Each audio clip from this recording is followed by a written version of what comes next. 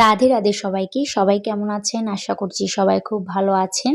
তো আমিও খুব ভালো আছি আপনাদের সকলের আশীর্বাদে।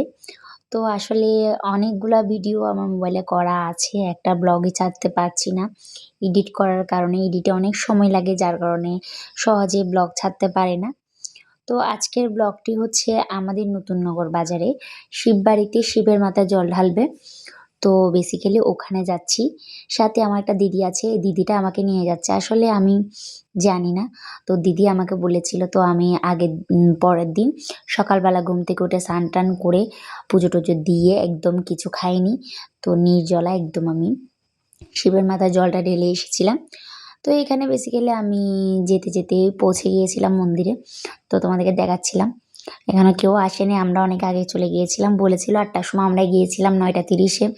ভেবেছিলাম আমরা লেট করেছি, কিন্তু আসলে না। গিয়ে দেখি আরও অনেক লোক আসেনি এখনও। তো যাই হোক, আমি আর আমার বোন, দিদি আর একটা মাসিমণি ছিল। আমরা ৩ জন বসেছিলাম।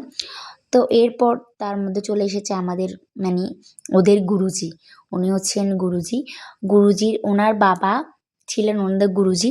তো ওনার আজকে জন্মবার্ষিকী, সেই উপলক্ষেও ওখানে অনুষ্ঠান করেছিল ওরা। বেসিক্যালি এটা যারা বিন টাইটেলের তাদের অনুষ্ঠান ছিল। তো আমি ওখানে অংশগ্রহণ করেছি, কারণ আমি মনে করি না জাতপাত বলতে কিছু আছে। আমরা সবাই সনাতনী, এটাই আমাদের আসল ধর্ম। তো সেজন্য আমি ওখানে গিয়েছিলাম অনুষ্ঠানে। সবাই ওখানে ছিল বিন টাইটেলের, তো আমিও গিয়েছিলাম ওখানে। আমার ভীষণ ভালো লেগেছে। ওরা আসলে সবাই খুবই মিশুক। তারা যে সুন্দরভাবে পরিপাটি হয়ে যে কি সুন্দর করে গুরুদেবকে তারা বরণ করছিল, আমার খুবই ভালো লেগেছে। তো দেখতেই পাচ্ছেন এখানে সবাই ফুল ছিটিয়ে গুরুদেবকে প্রণাম করছিল। আর এখন গুরুদেব যাচ্ছিল শিবের মন্দিরে শিবকে দর্শন করার জন্য। তো উনি শিবকে দর্শন করে তারপর আমরা সবাই মিলে চলে গিয়েছিলাম জল ভরতে। তো গুরুজি উপরে গিয়ে শিবকে স্নান করিয়েছিল, না মানে প্রণাম করতে গিয়েছিল। তো উনি প্রণাম টনাম করে তারপর আমাদেরকে কিছু বলল বসে। ওখানে কিছু বলার পরে উনি ওনাকে সবাই প্রণাম করছিল। তখন উনি বলছিল যে আমাকে কেউ প্রণাম করবেন না, কারণ যেখানে স্বয়ং মহাদেব আছে তিনিই সব কিছু, তার ঊর্ধ্বে আমি কিছুই না। তো আমার জিনিসটা খুবই ভালো লেগেছে। আসলে সত্যি মন্দিরে বা কোথাও গেলে ধর্মীয় জায়গাতে আমাদেরকে অন্য কাউকে প্রণাম করতে নেই। আর এখানে দেখতেই পাচ্ছ যে যজ্ঞ হচ্ছে। এটা হচ্ছে যজ্ঞের মানে যজ্ঞ করবে এখানে। তো ওই জন্য এটা সাজিয়েছে। তো এটাও তোমাদের সাথে আমি তুলে ধরলাম। তো এখানে দেখতে পাচ্ছ গুরুদেব বসেছিল। আর এখানে চলে আসছিল মুখ্যমন্ত্রী আমাদের ত্রিপুরার। অনেকেই চিনতে পারো, আমি আসলে বেসিক্যালি তেমন ভালো করে চিনি না। তো সবাই বলছিল, তাই আমি বলে দিয়েছি ভিডিওতে। তো উনিও এসে পড়েছিলেন আমাদের সাথে। উনিও কিন্তু আমাদের সাথে জল ভরতে গিয়েছিল। তো উনিও শিব মন্দিরে শিবের কাছে গিয়ে একটু প্রণাম টনাম করে নিল। আর আমরা এখানে সবাই লাইন করে দাঁড়িয়েছিলাম, কারণ একটু পরে আমরা বের হয়ে যাব। তো সবার হাতে দেখতেই পাচ্ছ লোটা আছে। আমি নিয়ে গেছিলাম না, পরে বেসিক্যালি দেখতে পেয়েছি ওখানে একটা মাটির ঘট ছিল। তো ওটা দিয়ে আমি শিবের মাথায় জল ঢেলেছিলাম। তো আসলে একটা কথা কি জানেন, ভক্তি মনে যদি তুমি কিছু চাও, সেটা অবশ্যই তুমি পাবে। তো আমি অনেক মানে নিয়ে যাইনি, অনেক আফসোস করতেছিলাম। আসলে আমি জানতাম না। তো ওখানেই দেখলাম ব্যবস্থা করছে। আসলে মহাদেব হয়তো বা চেয়েছে। তো এরপর দেখতে পাচ্ছ সবাই আমরা যাচ্ছি গাড়ির লাইন করে করে।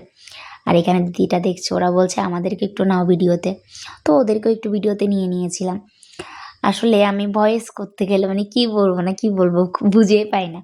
তো যেটা আসে সেটা বলে দিই, তোমরা কিন্তু খারাপ মাইন্ড মানে খারাপ পেও না, কারণ এখনো মাত্র সবে আস্তে আস্তে ব্লগ করা শিখছি।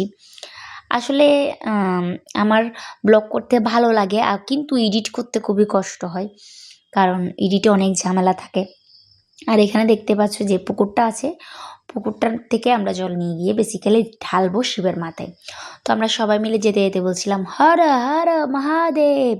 আর তোমরাও কিন্তু কমেন্টে বলতে ভুলবে না, হর হর মহাদেব। তারপর আমি বলছিলাম জয় শিব শম্ভু, তারপর জয় ভোলানাথ। আমি সবগুলো একসাথে বলছিলাম। তারপর একজন বলছিল যে মহাদেবের অনেকগুলো নাম আছে। তো আমি বলছিলাম ১০৮টা নাম আছে। বলছে ঠিক আছে, তুমি তাহলে ১০৮টা নাম বলো। তো আমার যেহেতু কয়েকটা মুখস্থ আছে, আমি বলে দিয়েছিলাম। বলতে, বলতে গেছিল। এই যে বলতেছিলাম আমি, হর হর মহাদেব, জয় শিব শম্ভু। তো তোমরাও শুনে নাও কি, কি বলছিলাম। देव महादेव पुरुष यहाँ पर है जिनके पास थालियां हैं, थाली और कपूर लेकर यहाँ आ जाएंगे। मैं जिस प्रकार से पहला पूजन और वंदन करूंगा उसी प्रकार से आप सभी महिलाओं का एक लाइन से करेंगे। जब जब जिन महिलाओं का पूजन होता जाएगा वो महिलाएं कलश से जल जो है वो लेकर शिव मंदिर में चढ़ाकर फिर उससे निकल के कुछ प्रसाद होगा उसको ग्रहण करेंगे। उसके पश्चात यहाँ पर कन्या पूजन होगा। कन्या पूजन के पश्चात दीक्षा समारोह है। दीक्षा समारोह एक एक करके कार्यक्रम होगा क्योंकि हमारी आज की आदरणीय पूरा भीड़ होला चाहे राजा ना रे चाहे राजा